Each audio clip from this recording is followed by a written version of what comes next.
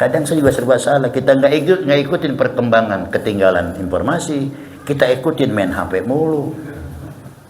Kan gitu. Jujur kita baca Quran 1 juz saja kadang-kadang ngantuk.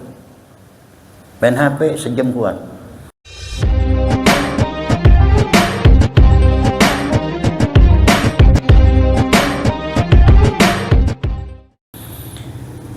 Kemudian yang kedua, wa'arafa zamana. Allah melimpahkan rahmat kepada orang itu yang dia tahu tentang zamannya. Nah, kondisi kita sekarang ini, zaman kita beda dengan zaman kelahiran kita dulu. Ya. 50 tahun yang lalu belum ada yang namanya teknologi. Kita mainan nih. Ya, main alami. Main bola pakai jeruk, bali, kadang-kadang koran kita bungkus tendang-tendang. Emang zaman begitu dulu, ya kan? Kita mau makan, duit aja punya, nyolong, kan gitu, makan jambu. Nah sekarang udah beda. Dulu paling royal makanan kita ongol-ongol, ya. Anak sekarang nggak kenal ongol-ongol, McD, fried chicken. Ya, kita maklumin tuh zaman bukan zaman kita lagi sudah. Dulu, ya, kita bukan main handphone, main teleponan tuh apa?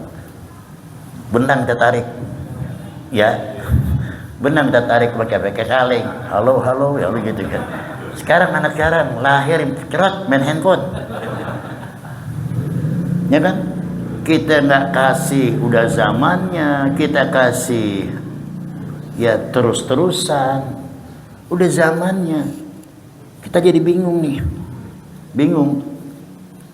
Tadi ada tuh saya lihat tuh di TikTok tuh, dia tahu siapa hacker yang terbagi, yang apa yang terkenal, dia kenal. Suruh baca usoli, sholat subuh nggak bisa dia. Coba semayang usoli, lupa saya tuh, ya. Itu cerita yang aduh kita ya ini zaman siapa yang kita salahkan ini. Kita dulu Masya Allah nggak boleh kemana-mana belum ngaji. Anak saya disuruh ngaji kagak bayaran, lu ambil ilmu nggak mau. Ya di zamannya begitu, sobat ingat, ntar kesalahan di akhir masa bukan sekarang, ya enggak. Makanya ada peribahasa, tidak akan terulang kesempatan untuk yang kedua kalinya. Mumpung masih muda, peras tuh otak kita, cari ilmu sebanyak-banyaknya. Sebab nanti kita bersaing dengan apa? Dengan ilmu pengetahuan. Apalagi sekarang zaman teknologi. Ya harus kita apa? Bersaing dengan zaman ini. Kalau kita kalah saing tergilas. Sudah tergilas. Dulu ada 3 hal orang itu bisa dihormatin. 1, orang punya ilmu, atau jagoan, atau orang kaya. Dulu sekarang ilmu kagak, jago kagak, kaya kagak. Silakan saya nikmatin hidup manggul belanjaan di pasar. Kita bukan meremehkan, bukan. Kenapa? Sebab kadang targetnya duit doang. Selama saudara puas dengan apa yang dia miliki, ya segitu dah kehidupan saudara. Berarti kalah kita bersaing. Orang mana-mana ngendon Cisalak bisa bikin rumah, lu rumah lu dijual-jualin. Ini kita apa? Fakta yang ada, kenyataan yang ada. Kenapa ya kita nggak berani bersaing, kalah bersaing? Saya bukan nyinggung orang mana dari sini datang aja, bukan salah bang. Kita ini nggak bisa bertahan. Nah, coba. Kenapa? Ilmu. Sekarang zamannya begitu, zaman teknologi. Minimal kita harus tahu, walaupun kita digoda oleh setan gepeng, itu kan setan gepeng itu namanya. Apa? Tapi kita hidup harus bertahu, minimal kita tahu, walaupun kita nggak nguasain. Kadang saya juga serba salah, kita nggak ikutin perkembangan, ketinggalan informasi, kita ikutin main HP mulu. Kan gitu. Jujur kita baca Quran 1 juz saja kadang-kadang ngantuk. Main HP sejam kuat. Nih. Jadi gimana, kita harus tahu zaman, tapi jangan sampai tergelincir kita. Ya, zaman boleh modern, ya, zaman boleh serba teknologi, tapi kita harus berkiblat dengan orang dulu. Apa orang dulu? Targetnya berkah, berkah, berkah. Kemarin saya kedatangan tamu, ya, dia pakai mobil, pakai baju gojek ya, ngambil dengan saya, ya, dia datang ke rumah saya bawa keripik, saya beli. Apa dia bilang? Alhamdulillah Pak Ustaz, saya berkah hidup saya. Jadi kalau gitu, berkah itu bukan nilai banyak, dia bisa merasakan kenikmatan walaupun sedikit. Apa dia bilang? Kalau orang yang dagang jual keripik, supir ojek bisa ngomong berkah, ente nggak pernah ngomong berkah, ada apa itu sebetulnya? Hati ente yang beku. Hati kita yang beku.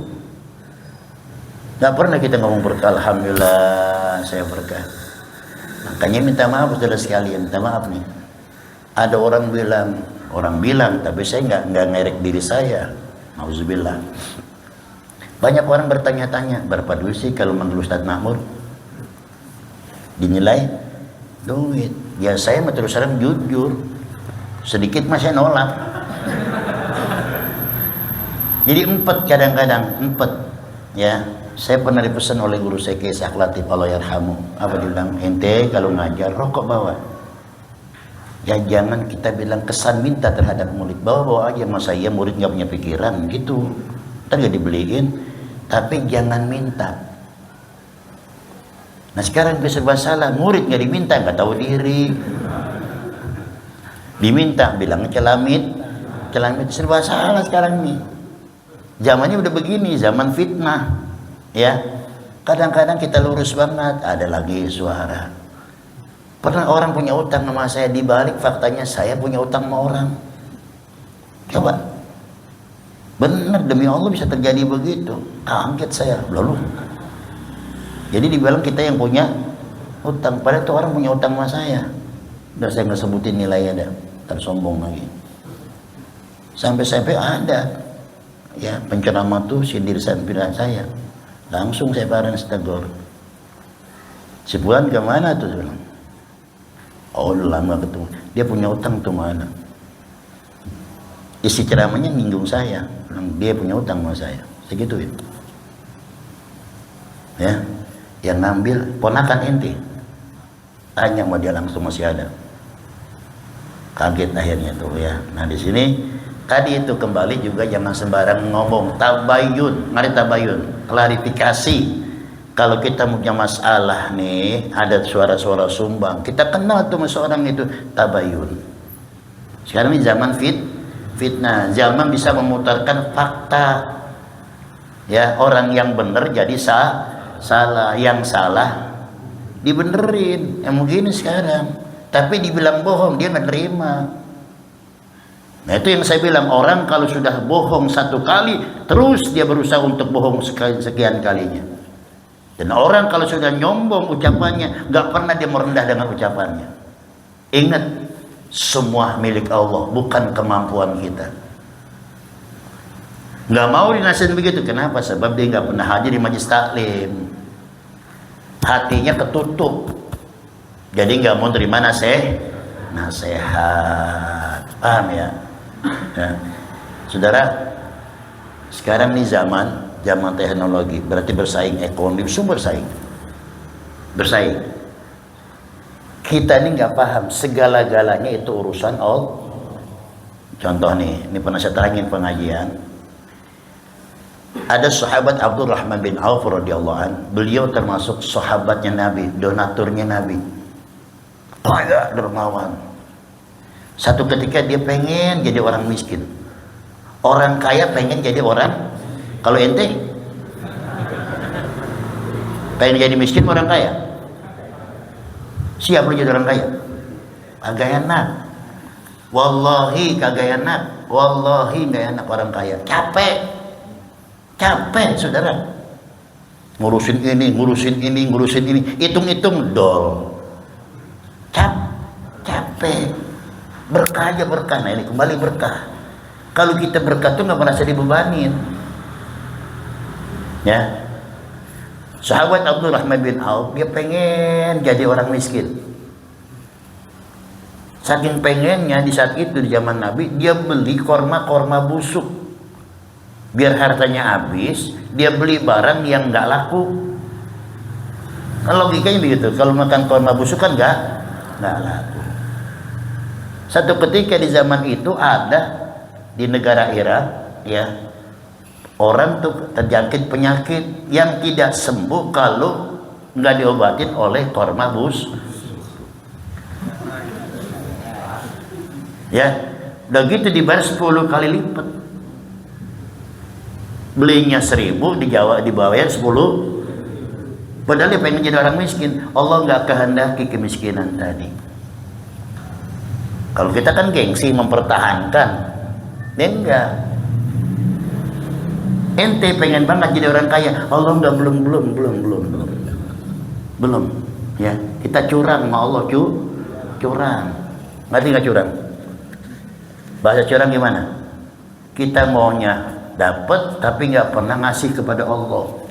Itu loh ya. Jadi itu maksud iya karena budu wa iya nasta'in. Sahabat Abdurrahman bin Auf ya. Dalam mau jadi orang kaya. Ya. Jangan. Mau barokah. Ini saya kasih bacaannya. Tapi istiqomah. Ya.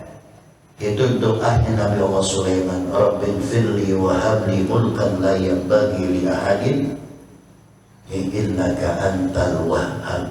Itu doanya Nabi Sulaiman. Maka Nabi Sulaiman paling kaya. Baca, mau cari di Quran itu ada ayat yang mana mau satu cari dewek dari awal pokok terus. Itu benar itu doanya Nabi Sulaiman, Rabbighfirli wa habli mulkan, ya Allah ampunkan dosa saya dan kau berikan kerajaan buat saya yang tidak dimiliki oleh orang lain ya Allah setelah saya mati. Makanya ada yang ngalahin Sulaiman itu doanya tuh.